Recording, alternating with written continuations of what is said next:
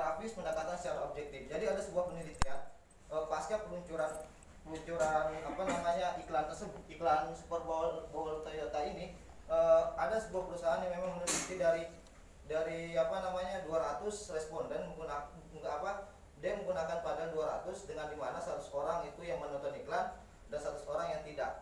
Nah, dia melihat sejauh mana sih aktivitas dari iklan ini dalam pertama itu menerima secara komersil, dan yang kedua adalah peningkatan terkait masalah keterlibatan secara emosional. 63 orang dalam penelitian itu ditemukan bahwasanya mereka terlibat langsung dalam apa namanya keterlibatan secara emosional dalam melihat iklan itu. Karena kalau kawan-kawan lihat, mungkin kawan-kawan juga akan terlibat. Bagaimana Jessica Long ini digambarkan di sana itu dia adalah seorang yang diadopsi oleh orang Amerika, dan dia itu bekerja keras, dia itu mengalami disabilitas dari lahir, dan itu dia bekerja keras sampai mendapatkan 13 medali, dan itu dikemas dalam Toyota. Nah, apa yang menjadi di sini itu dilihat dari misalkan dari Travis adalah pertama dia menggunakan teori skema yang dimana berfokus pada konstruksi mental atau disebut skema. Jadi skema ini disebutkan bahwasanya teori skema ini bisa digambarkan adalah dikategorikan sebagai sebuah individu yang mengasosiasikan diri sebagai ciri-ciri yang dimana misalkan mahasiswa cerdas itu dicirikan sebagai mahasiswa, biasanya dikategorikan sebagai mahasiswa. Nah, itu. Nah, dalam pengkondisian klasik, dia juga dalam Travis ini juga menggunakan pengkondisian klasik yang dimana menunjukkan bahwasanya bagaimana emosi positif yang dihasilkan selama pengalaman menonton iklan dapat ditransfer ke produk itu sendiri, terutama di sini Toyota. Harapannya begitu. Dari pengalaman dari orang yang menonton diharapkan itu dapat ditransfer ke pengalamannya di Toyota ini. Apanya dan apa yang menjadi dampaknya adalah perubahan perilaku seperti apa? Perilaku yang positif. Nah, namun di sini juga Travis tidak menampis bahwasanya ada stereotip yang ditunjukkan pada orang-orang yang disabilitas. Seperti apa? Ya, orang-orang disabilitas itu dianggap sebagai orang yang terbelakang, orang yang tidak dianggap lah. Nah, namun di sini Travis mencoba untuk melihat nilai positif dari emosional yang dihasilkan, lalu ditransferkan dalam Toyota. Misalkan digambarkan bagaimana produk ini, iklan ini transferkan kepada produk sendiri. Nah, lalu kepada Christina, interpretatif. Pertama itu interpretatif tadi kan bagaimana fokus cara-cara bahasa mengkondisikan realitas. Nah, bagaimana dia melihat apa namanya? Pertama, dalam iklan ini dia berpendapat bahwasanya komunikasi dia melihat sebagai suatu teori menggunakan komunikasi keluarga. Bagaimana pada saat ini adalah anggapan masalah adopsi adalah hal yang kedua dilakukan ketika tidak memiliki anak. Nah, iklan ini di Christina ini dalam melihat iklan ini adalah bagaimana iklan ini mencoba untuk bagaimana melihat bahwasanya ya komunikasi di dalam keluarga itu adalah ya kita bisa memiliki keluarga juga dengan mengadopsi. Sebenarnya dia yang diperlukan dalam keluarga itu apa? Makanya komunikasi di keluarga itu memfokuskan pada komunikasi dan komunikasi dan cinta itu menjadi terpusat, menjadi satu. Nah, itu yang diinginkan di Travis ini. Dan yang kedua adalah iklan Toyota ini adalah sebuah intimate. Kenapa dikatakan sebuah intimate?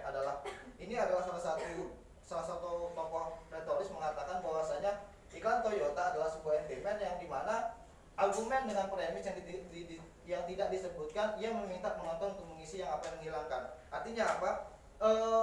Christina kan menggunakan interpretatif bagaimana kita sendiri yang bisa mengonstruksi atau menafsirkan apa yang menjadi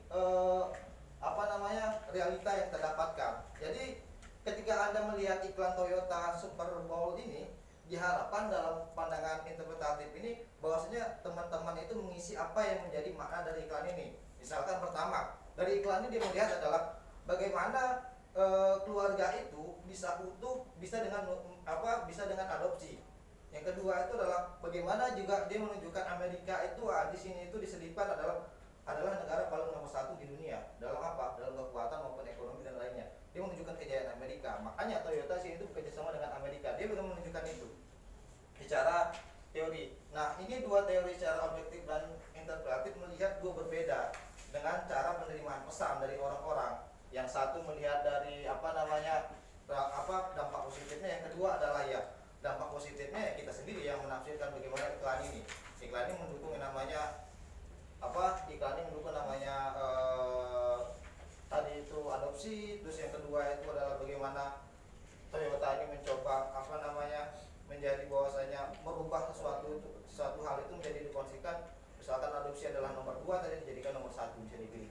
Itu mungkin di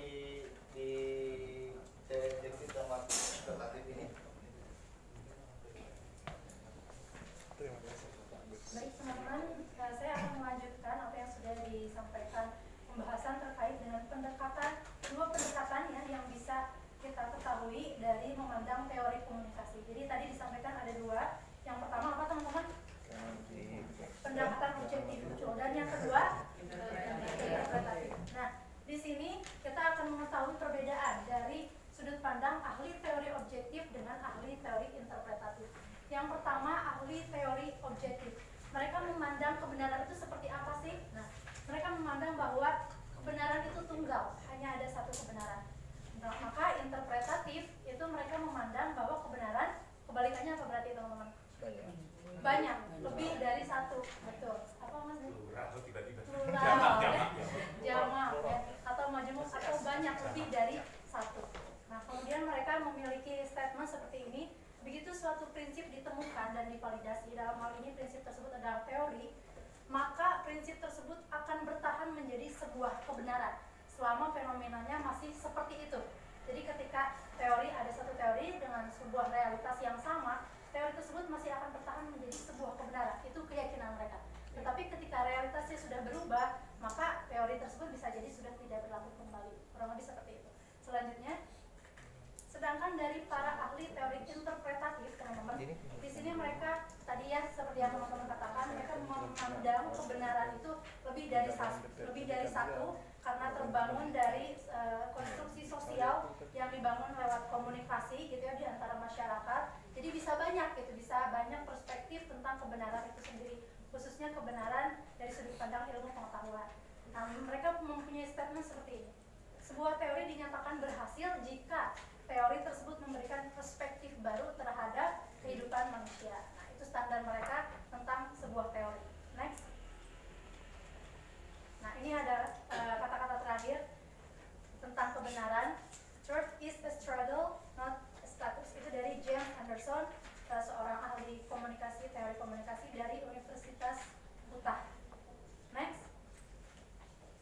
Nah, selanjutnya ini pandangan dua sudut pandang tadi tentang sudut pandang objektif dan pendekatan interpretatif mengenai apakah sifat manusia atau perilaku manusia itu terbentuk atas paksaan lingkungan atau paksaan karena biologis gitu ya, ada sifat yang menurun keturunan, atau dia punya kebebasan dalam bersikap memilih sesuai dengan apa yang ia inginkan. Nah, determinisme sendiri diartikan sebagai sebuah paham yang menganggap bahwa sebuah kejadian itu dipengaruhi oleh faktor lain di luar diri. Bahkan mungkin kadang seseorang tersebut tidak menginginkan hal tersebut. Contohnya seperti sifat biologis ya, keturunan. Mungkin orang tuanya misalnya punya sifat lemah lembut, akhirnya anaknya juga lemah lembut, gitu kurang lebih.